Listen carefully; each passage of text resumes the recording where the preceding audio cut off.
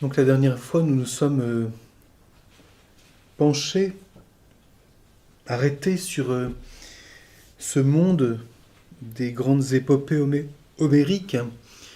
Et nous allons commencer à aborder ce que l'on a pu appeler, après ce moment, on pourrait dire, presque hors du temps, Homère étant quelque chose de très élaboré de façon très longue, ce qu'on a appelé la période archaïque.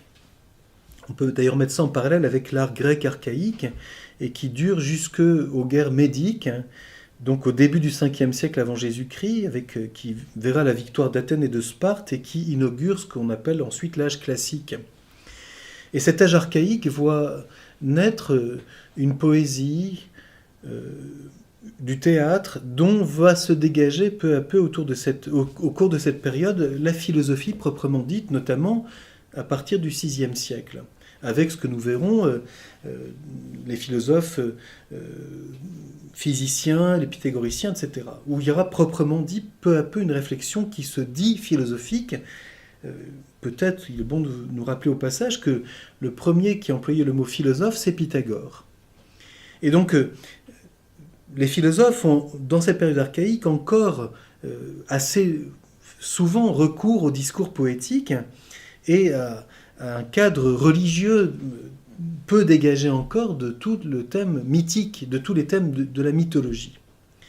J'aimerais citer ici une remarque de Jacqueline de Romilly, encore, qui est toujours passionnante à lire quand il s'agit de cette période. Je la cite. « Il faudra la lutte contre le barbare, c'est-à-dire contre les Perses, et la prépondérance athénienne, pour que se déploie au 5e siècle, donc à l'âge classique, une littérature dont la cité sera le centre et l'homme la mesure. » Ça, c'est ce que les sophistes en particulier, quand on dit que l'homme est la mesure de toute chose, c'est Protagoras, mais c'est quelque chose qu'on trouve déjà un peu avant, et c'est Athènes qui va, au fond, dans une maturité nouvelle, reposer le problème de la cité et de la place de l'homme qui est le maître de toute chose, de son agir, du monde physique, de l'art, etc. L'âge archaïque est encore un âge où on voit cela peu à peu se mettre en œuvre de façon très sporadique. Alors dans ce moment de l'histoire de la pensée philosophique grecque, Hésiode, donc le poète Hésiode, constitue aux alentours du 7e siècle, a été très souvent mis en parallèle avec Homère. D'abord par la forme littéraire, parce qu'il écrit avec la même forme poétique, en hexamètre dactylique, donc une forme bien précise de la poésie grecque, et cependant nous sommes devant un monde déjà tout à fait différent. Hésiode, c'est d'abord un berger, c'est un paysan, alors que Homère apparaît plutôt comme un monde de guerriers et plutôt plus aristocratique. C'est un paysan de Béotie, son père est venu s'installer en Béotie, et il est quelqu'un qui s'occupe de... Hésiode, il s'occupe de ses moutons, il s'occupe de ses champs, il va d'ailleurs réfléchir très longuement sur les travaux des champs.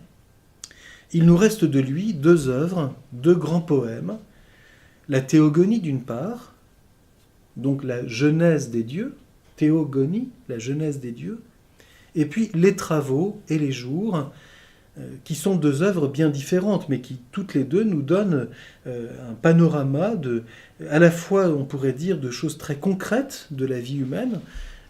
On verra que Hésiode est le premier à réfléchir sur des choses très quotidiennes, et puis en même temps un héritage qui vient de toute la mythologie très ancienne. On a retrouvé dans des fouilles archéologiques des textes très anciens, ougaritiques en particulier, qui montrent que Hésiode a bien de fait hérité de tout un ensemble de mythes et de thèmes mythologiques qui étaient très communs. Bon, il y a donc un aspect très archaïque chez Hésiode. Il est quelqu'un qui vient reprendre et écrire sous une forme poétique toute une tradition mythologique, et d'autre part des choses très nouvelles, tout à fait remarquables, qui le démarquent même très clairement d'Homère. Donc d'abord, prenons les choses d'une façon très dans l'ordre. La Théogonie et les Travaux et les Jours nous montrent d'abord donc des choses héritées. Alors là, il y a des choses très simples, si je puis dire, à essayer de comprendre. Hésiode est quelqu'un qui va simplement, devant ce foisonnement des mythes devant lequel la culture grecque se trouve, il va chercher à établir un ordre. Et c'est là où, d'une certaine façon, Hésiode apparaît comme tout à fait philosophe. Un ordre qu'il va d'ailleurs distinguer en deux ordres différents. Il y a un ordre de l'origine. De tout cela, dira Hésiode en s'adressant aux muses, dites-moi ce qui fut en premier. Au commencement donc fut.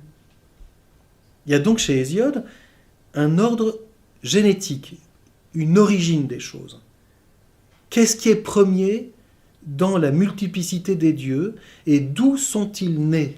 Il y a donc une philosophie déjà, même si sous une forme très mythologique et très poétique, une philosophie qui cherche à ordonner les choses à partir de l'origine des choses. C'est quelque chose de capital. Aujourd'hui, un philosophe comme Michel Onfray dit par exemple qu'on ne devrait jamais aborder un problème sans se demander l'origine de ce problème. D'où cela est-il venu? Une méthode qu'on qualifie aujourd'hui quelquefois d'archéologique, mais cette question est absolument ancienne. C'est Hésiode le premier qui cherche à comprendre les choses par leur origine. Et on sait combien devant des événements, sans parler nécessairement de la généalogie des dieux, il est intéressant quelquefois de se demander d'où est venu ce problème. D'où vient que nous en sommes rendus là aujourd'hui? Pourquoi aujourd'hui la Russie attaque-t-elle l'Ukraine? Quelle est cette question? Pourquoi c'est comme ça? D'où cela est-il venu? Hésiode est le premier qui se pose la question d'un ordre par l'origine des choses.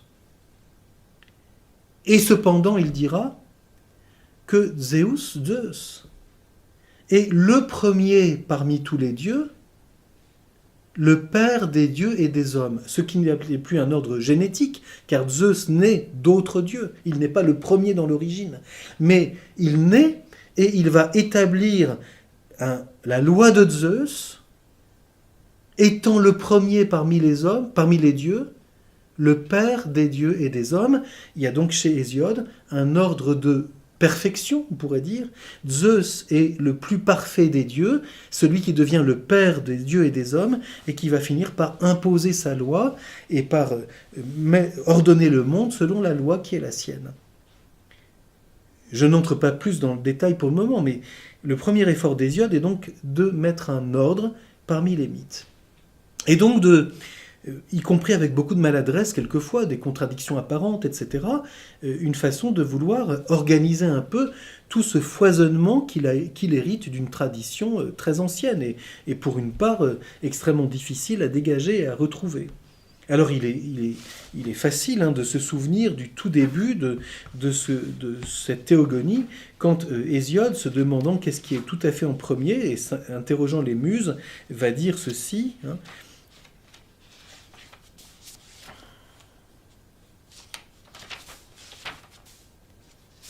Avant tout fut abîme, puis terre au large flanc, assise sûre à jamais offerte à tous les vivants, et amour, le plus beau parmi les dieux immortels, celui qui rompt les membres et qui dans la poitrine de tout dieu comme de tout homme, dompte le cœur et le sage vouloir. Donc ces trois premiers chez Hésiode, Chaos, l'abîme, Gaïa, la terre, Eros, l'amour, qui vont avoir une généalogie, une descendance. En tout cas, pour abîme et pour terre. Eros, dira Hésiode, est sans descendance. Il est celui qui est source du dynamisme, ce qu'on retrouvera chez Platon dans le banquet en particulier. Et alors ce qui est très beau, c'est que, du moins très intéressant, c'est que Hésiode va nous montrer que les généalogies peuvent procéder de plusieurs manières, soit par opposition, soit par similitude. Et nous avons là des choses très très premières de la manière dont l'intelligence humaine ordonne les choses. Donc Hésiode nous montre plus, à travers la manière d'organiser la mythologie, nous montre bien davantage, non seulement une façon de penser les dieux en relation les uns avec les autres en essayant de concilier des traditions d'origine différentes, chose que nous retrouvons dans d'autres textes de la culture et de la religion. Pensons, quand ici des textes de tradition religieuse, aux sources différentes qui ensuite composent un texte qui comporte des origines différentes. Hésiode a fait cela avec la mythologie. Et donc, Mais ce qui est très intéressant, c'est qu'ensuite, il cherche à voir comment les choses s'engendrent les unes des autres. Il y a des engendrements qui se font, des générations qui se font par division, par opposition. La nuit engendre le jour, etc. Ou au contraire, par similitude. Et donc, deux manières différentes de voir comment les choses procèdent les unes des autres. Nous sommes ici devant des choses extrêmement fondamentales de l'intelligence humaine. D'ailleurs, nous trouvons chez Hésiode, qui préside à ces généalogies successives, des divinités qui sont en fait des façons de personnifier des notions morales. L'orgueil, la démesure, la bienveillance président à ces généalogies successives. Autrement dit, Hésiode montre que ce qui fait se mouvoir ce monde mythologique, ce sont des notions qui en fait sont profondément des choses que nous retrouvons chez les hommes. Donc après la distinction de cet ordre, autre aspect que nous trouvons dans l'autre œuvre d'Hésiode, Hésiode, dans les Travaux et les Jours, hérite aussi de toute une façon de réfléchir sur la vie quotidienne, la vie humaine dans ses difficultés. Donc Hésiode raconte une histoire d'héritage qu'il a divisé et qu'il a opposé à son frère qui s'appelle Persès. Le problème du mariage, qu'en est-il de savoir quelle femme il faut épouser, à quelle saison faut-il travailler les champs, à quelle saison, et faut-il observer le vol des oiseaux, etc. Quand est-ce qu'il faut sortir le bateau de l'eau pour qu'il passe l'hiver, etc. Donc on dirait presque une espèce de description d'un traité de morale paysanne et de coutume. Donc là aussi, hérité, quand on lit Hésiode dans les Travaux et les Jours, on voit une vie quotidienne. On se trouverait presque devant un tableau des gens qui sont au champ et qui sont en train de travailler. Hésiode nous montre cette poésie de la vie quotidienne.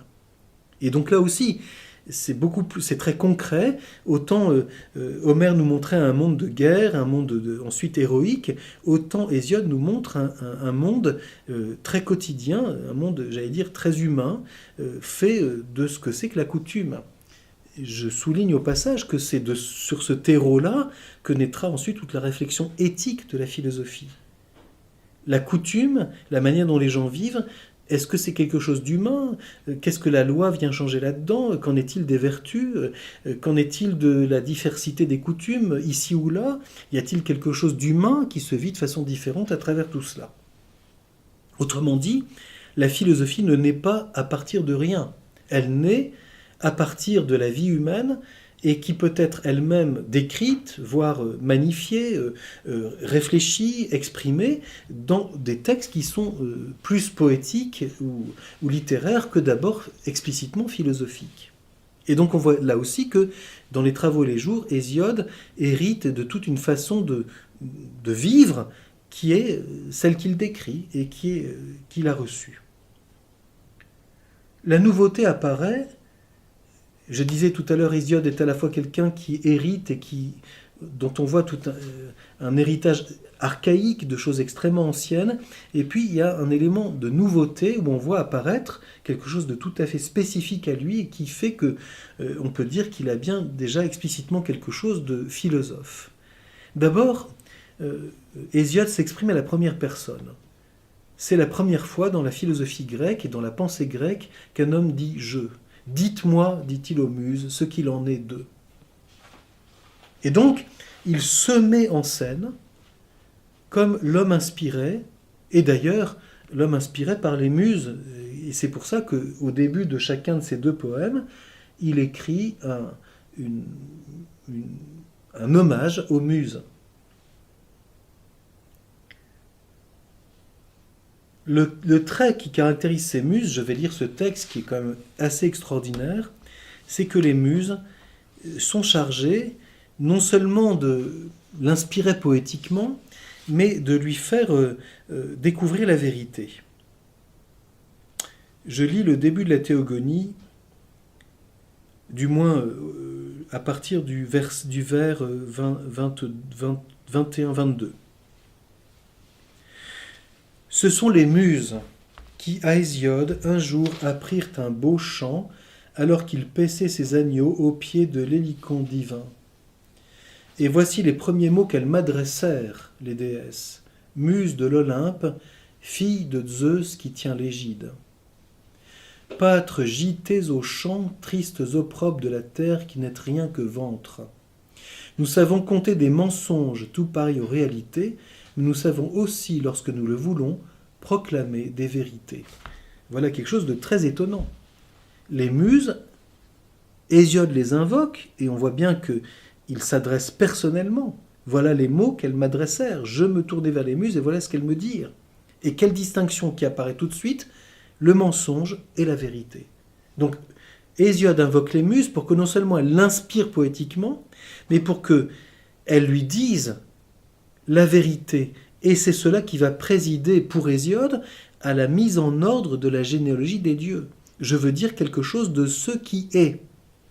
Ainsi parlaient les filles véridiques du grand Zeus, et pour bâton, elles m'offrirent un superbe rameau par elles détaché d'un laurier florissant, puis elles m'inspirèrent des accents divins, pour que je glorifie ce qui sera et ce qui fut, cependant qu'elles m'ordonnaient de célébrer la race des bienheureux toujours vivants, et d'abord elles-mêmes au commencement ainsi qu'à la fin de chacun de mes chants.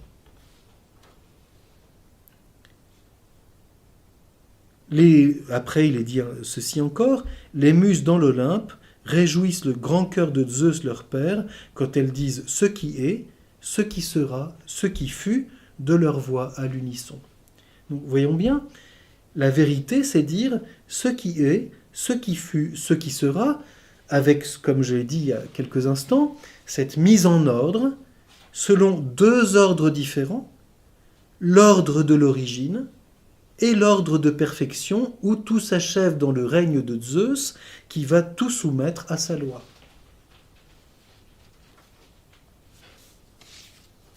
Suit toute une hymne aux muses, et je voudrais encore lire ce passage.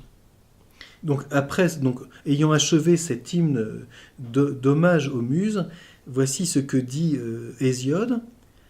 Contez-moi ces choses, ô muses, habitantes de l'Olympe, en commençant par le début, ex archies, donc à partir du principe, et de tout cela, dites-moi ce qui fut en premier, kai eipat oti proton genet auton, qu'est-ce qui fut engendré en premier, de toutes ces choses, et suit les généalogies des dieux dans des générations successives, etc.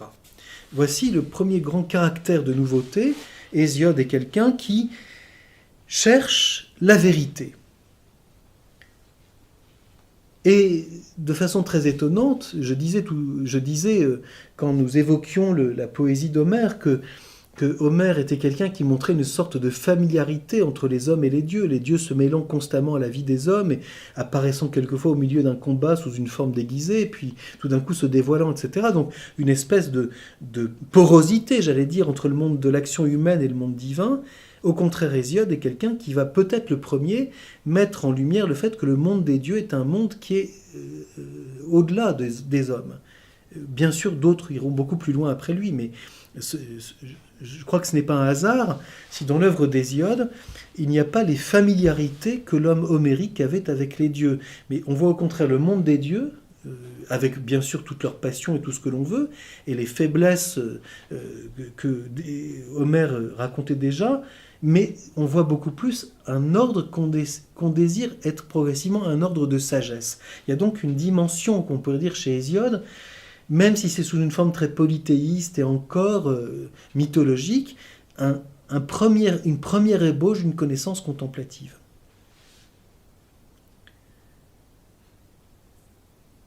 Dans les travaux et les jours, ce qui est très nouveau, c'est que Hésiode ne se contente pas de faire l'inventaire des coutumes et des traditions, mais il décrit sa vie, ses tourments, ses disputes avec son frère, sa conception de la vie et de la justice, et donc donne un tour très personnel à la réflexion qui est la sienne.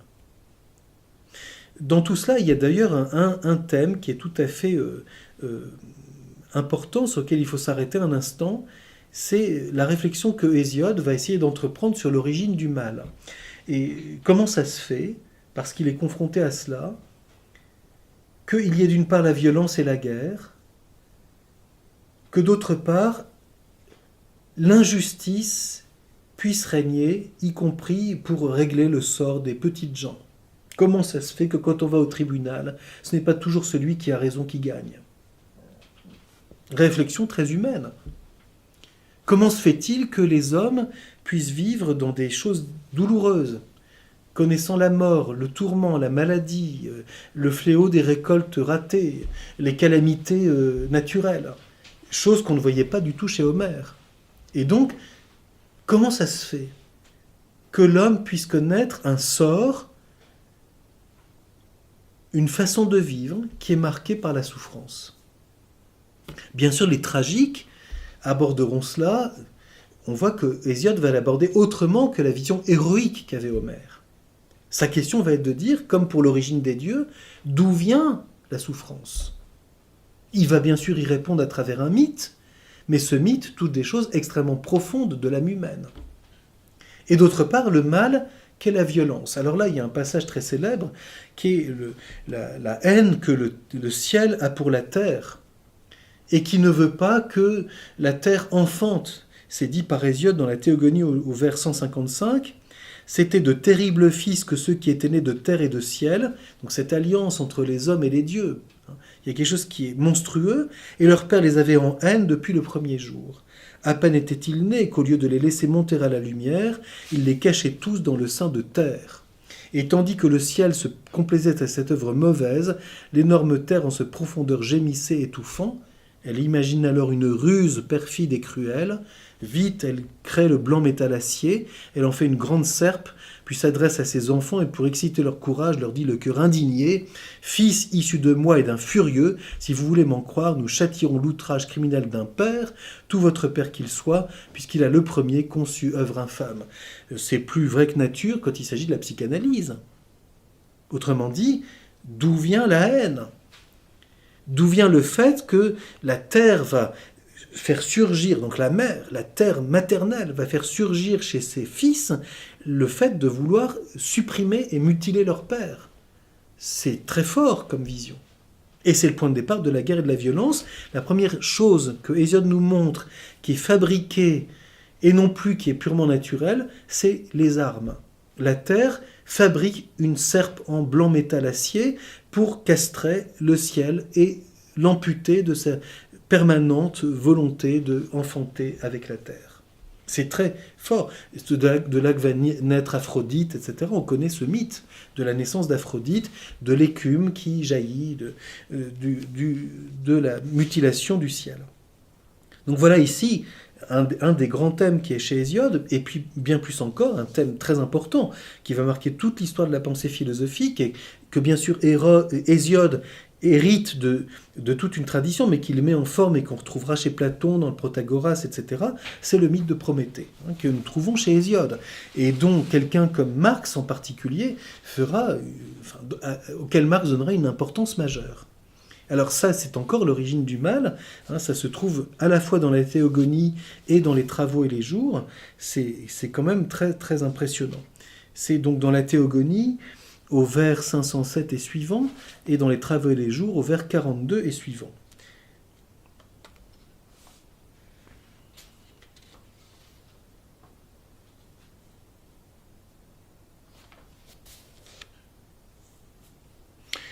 Je ne lis pas tout parce que nous connaissons bien le point de départ de ce mythe, mais ce qui me semble important, c'est ce que souvent on oublie de mentionner. C'est comment se fait-il que Prométhée va être puni par Zeus?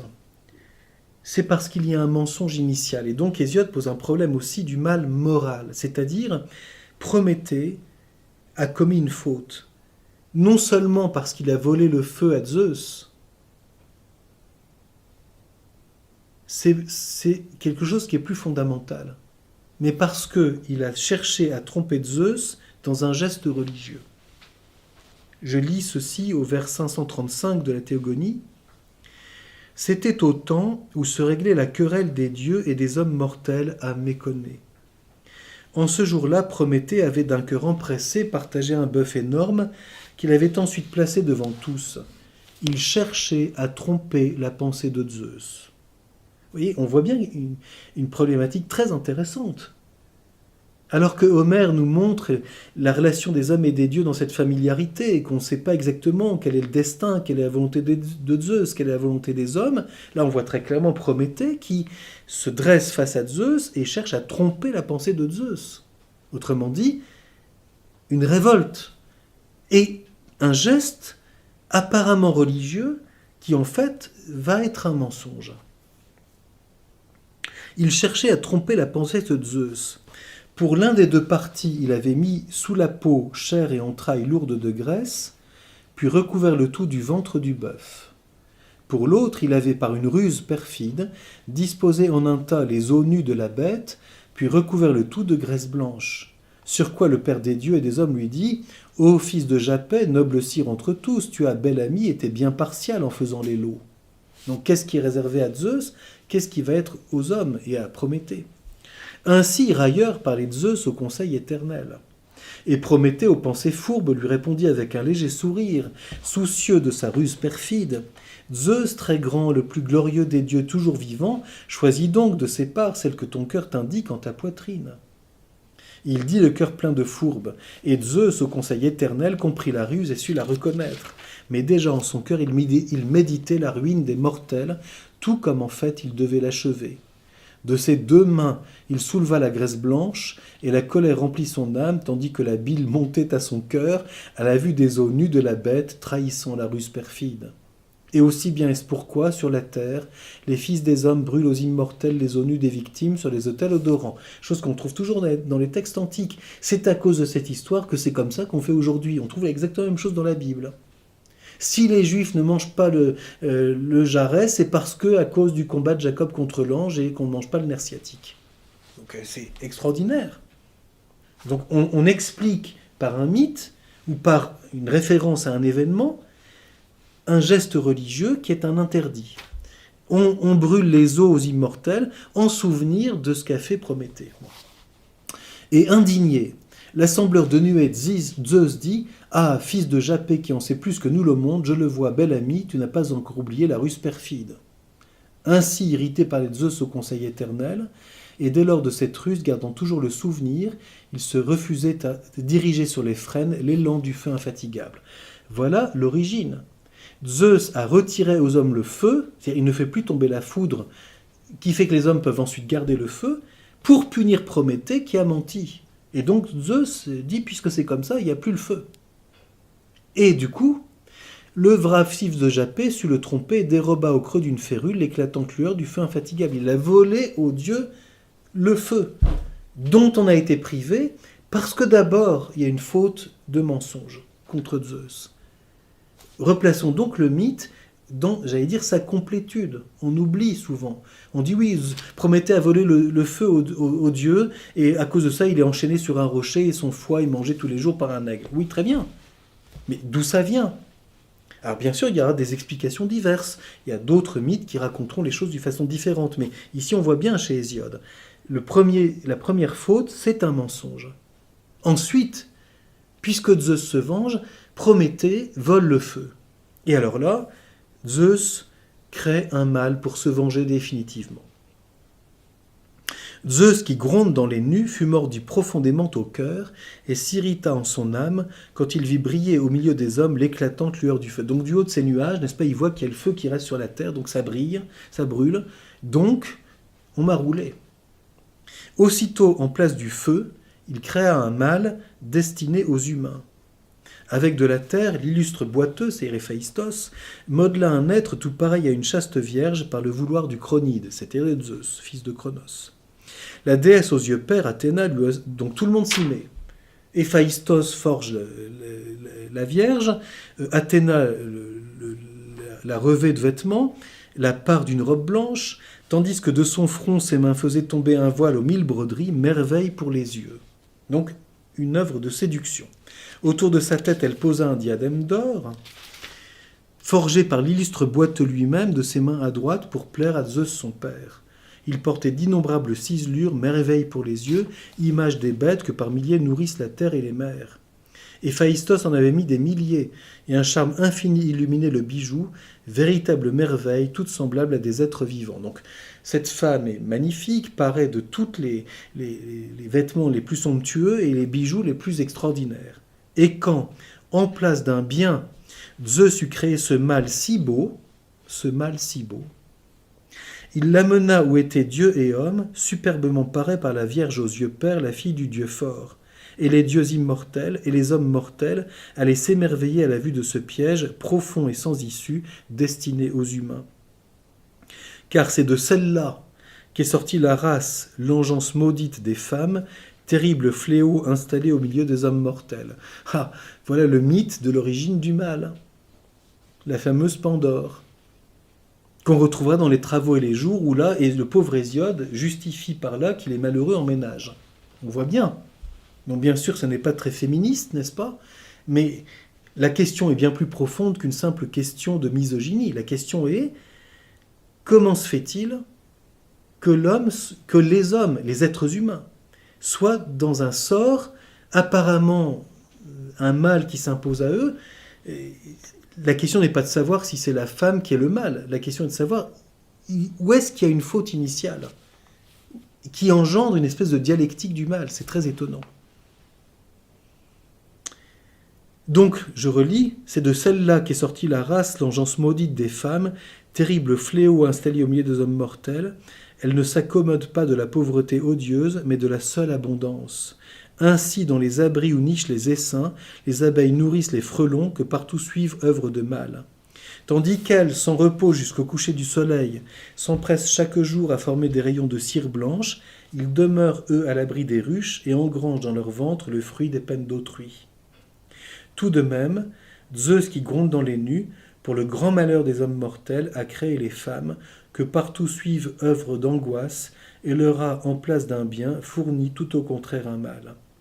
Celui qui, fuyant avec le mariage les œuvres de soucis qu'apportent les femmes, refuse de se marier, et qui, lorsqu'il atteint la vieillesse maudite, n'a pas d'appui pour ses vieux jours, celui-là, sans doute, ne voit pas le pain lui manquer, tant qu'il vit, mais dès qu'il meurt, son bien est partagé entre collatéraux. Donc on voit bien ce mélange entre un problème que vit Hésiode, il est malheureux en mariage, sa femme est dépensière, son frère lui a volé son héritage, et quand il va mourir, plus rien ne pourra rester de ce qu'il a fait. Et puis une explication, le mythe a toujours un rôle explicatif, qui cherche l'origine du mal et de la souffrance. Bien sûr que la solution est assez grossière, mais ce qui est intéressant pour le philosophe, c'est, voilà la question qu'il se pose. La condition humaine n'est pas qu'harmonieuse, comme aurait pu laisser le croire Homère, qui, bien qu'il y ait la guerre, montre que le héros est victorieux.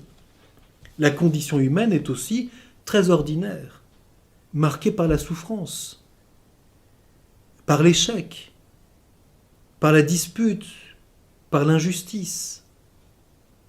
D'où cela vient-il ? Alors c'est le point suivant que j'aimerais brièvement évoquer et qui caractérise Hésiode, qui fait que sa réflexion est tout à fait nouvelle et qu'on voit qu'il fait œuvre déjà de réflexion, de philosophe sur des problèmes très simples, mais quand même de façon profonde dans la vie humaine. C'est qu'Hésiode est un homme qui est absolument hanté par le problème de la justice et de l'injustice. C'est quelque chose qu'on trouve à la fois dans la théogonie et dans les Travaux et les Jours. Dans la théogonie, c'est que les muses savent inspirer les rois pour qu'ils rendent des sentences justes. Donc on voit bien que Hésiode est soucieux de ce problème. Comment se fait-il que la justice puisse ne pas exister ? Comment se fait-il qu'il y ait des sentences injustes qui soient rendues et que celui qui devrait être rétabli dans ses droits subit l'injustice? Question que nous trouvons tout au long de la philosophie grecque, et bien au-delà bien sûr, mais la philosophie grecque est très marquée par cette question en particulier. Et y compris, est-ce que les dieux sont justes ou injustes ? Pourquoi favorisent-ils les hommes ici ou là plutôt qu'ailleurs ? Qu'en est-il du sort? Est-ce que les dieux subissent eux-mêmes ce sort, ou bien est-ce que c'est eux qui décident d'une façon arbitraire? Question très profondément humaine, à laquelle Hésiode, comme Homère, cherche à répondre avec les moyens, j'allais dire, humains qui sont les leurs. Le philosophe ne part pas d'une révélation, il part de l'expérience humaine et essaye de comprendre. Et bien sûr, cette question de la justice est extrêmement présente dans les travaux et les jours. Et ça va amener un problème qui est tout à fait caractéristique de Hésiode, que je vais signaler en terminant. Dans les travaux et les jours, Hésiode va commencer en distinguant deux sortes de luttes, de combats, l'une qui est mauvaise, l'autre qui est bonne. Donc je lis le début des travaux et des jours. Muse de Pierie, dont les chants glorifient, venez et dites Zeus, célébrez votre Père, par qui tous les mortels sont obscurs ou illustres, connus ou inconnus, au gré de Zeus puissant. Voilà, on est tout de suite dans le bain, j'allais dire. Le sort des hommes connaît des choses différentes. Il y a des gens qui sont obscurs, d'autres qui sont illustres, des gens qui sont connus, d'autres qui sont inconnus, et cela, c'est au gré de Zeus. Autrement dit, on ne choisit pas son sort, sa situation. Aisément, il donne la force, mais ça ne veut pas dire que les hommes ne vont pas faire quelque chose. Aisément, il donne la force, aisément, il abat les forts.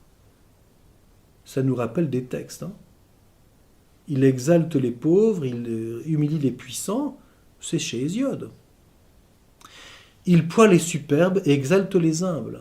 Aisément, il redresse les âmes torses et sèche les vies orgueilleuses. Zeus, qui gronde sur nos têtes, assis en son palais très haut. Entends ma voix, regarde, écoute, que la justice règle tes arrêts à toi. C'est incroyable. Il s'adresse à Zeus en disant « Écoute ce que je raconte, et maintenant, rends justice. Moi, je vais à Persès, chacun son rôle, faire entendre des vérités. Persès, c'est le frère d'Hésiode. Donc toi là-haut, qui règle les sorts des hommes, bouge-toi pour que la justice existe. Quant à moi, je vais causer à mon frère. Et mon frère qui m'a volé mon héritage, à qui je vais faire comprendre qu'il serait grand temps qu'il change d'attitude. Donc, justice divine, justice humaine. Alors, voici ce qu'il dit. Ne disons plus qu'il n'est qu'une sorte de lutte. Sur cette terre, il en est deux.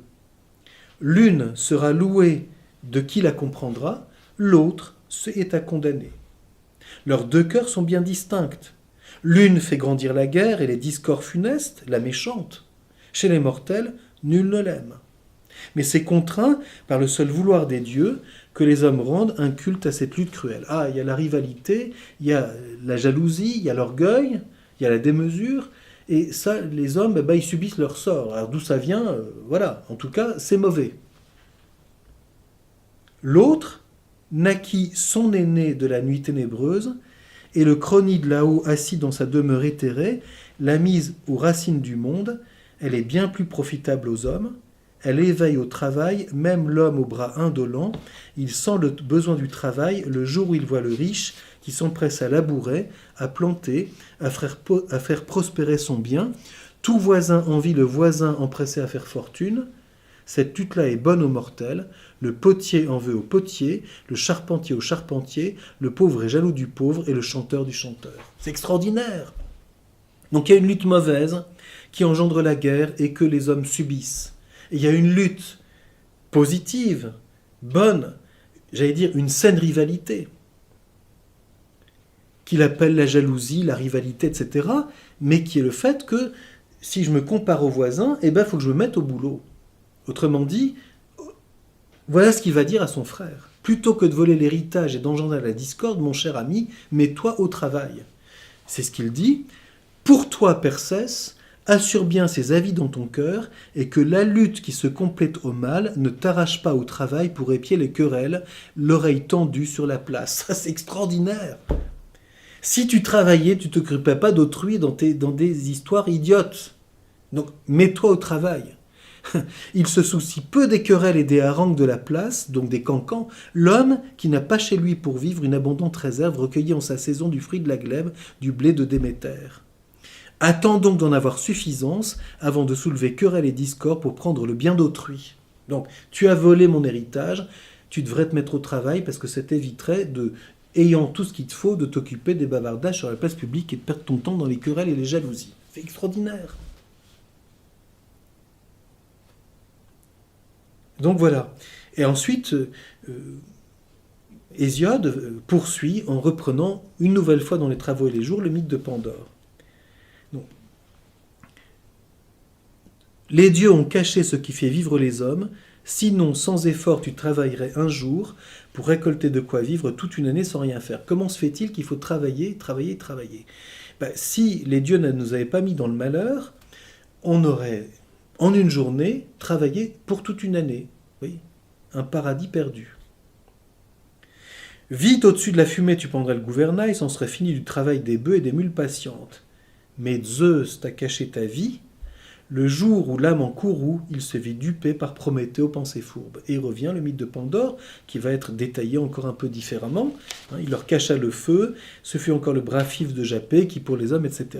Alors là, ce qui est assez drôle, c'est qu'il y a même une ironie. Donc je lis un peu plus loin, le vers 59. Il dit « Et éclate de rire le Père des dieux et des hommes, et il commande à l'illustre... » Donc on voit Zeus qui éclate de rire. Je vais bien les avoir. Il commande à Héphaïstos, donc il fait une petite commande, au forgeron Héphaïstos, de tremper d'eau un peu de terre sans tarder. Donc là, c'est de la poterie. D'y mettre la voix et les forces d'un être humain, et d'en former, à l'image des déesses immortelles, un beau corps aimable de vierge. Athénée lui apprendra ses travaux, le métier qui tisse 1000 couleurs, Aphrodite d'or sur son front répandra la grâce, le douloureux désir, les soucis qui brisent les membres, tandis qu'un esprit impudent, un cœur artificieux, seront sur l'ordre de Zeus mis en elle par Hermès, le messager tueur d'Argos. Il dit, et tous obéissent au seigneur Zeus, etc. La race humaine vivait auparavant sur la terre à l'écart et à l'abri des peines, de la dure fatigue, des maladies douloureuses qui apportent le trépas aux hommes. Mais la femme, enlevant de ses mains le large couvercle de la jarre, les dispersa par le monde et prépara aux hommes de tristes soucis. Mais ce qui est magnifique, seul l'espoir restait là, à l'intérieur de son infrangible prison, sans passer les lèvres de la jarre, et ne s'envola pas au dehors, car Pandore déjà avait replacé le couvercle par le vouloir de Zeus, assembleur des nuées qui portent l'égide. Mais des tristesses en revanche innombrables errent au milieu des hommes. La terre est pleine de maux, la mer en est pleine.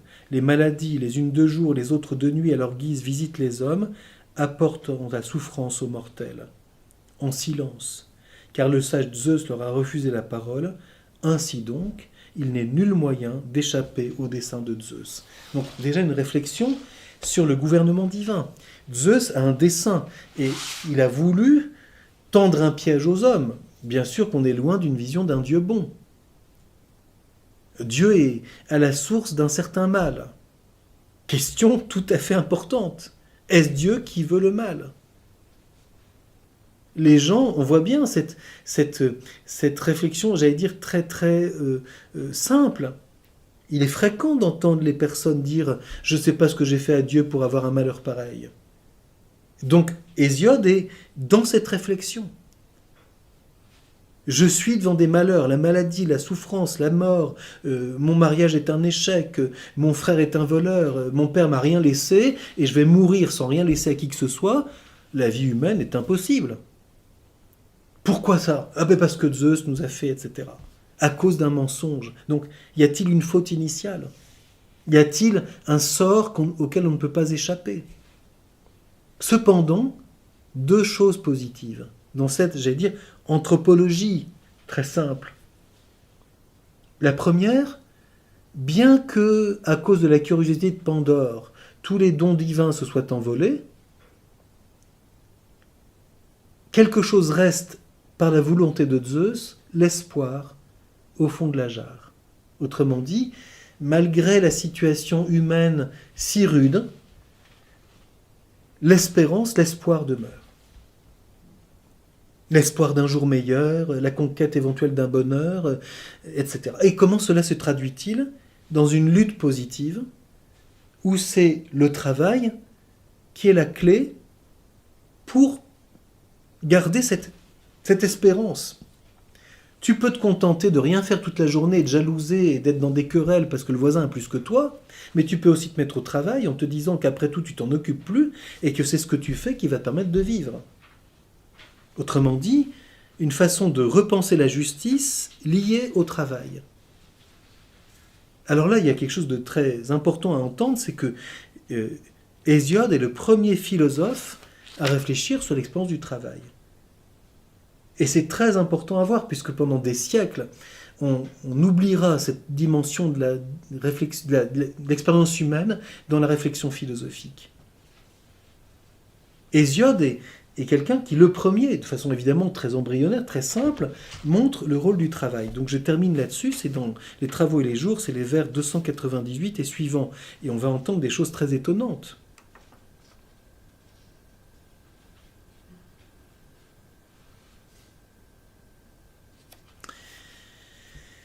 Celui-là est l'homme complet, qui toujours de lui-même, après réflexion, voit ce qui, plus tard et jusqu'au bout, sera le mieux. Celui-là a son prix encore qui se rend aux bons avis.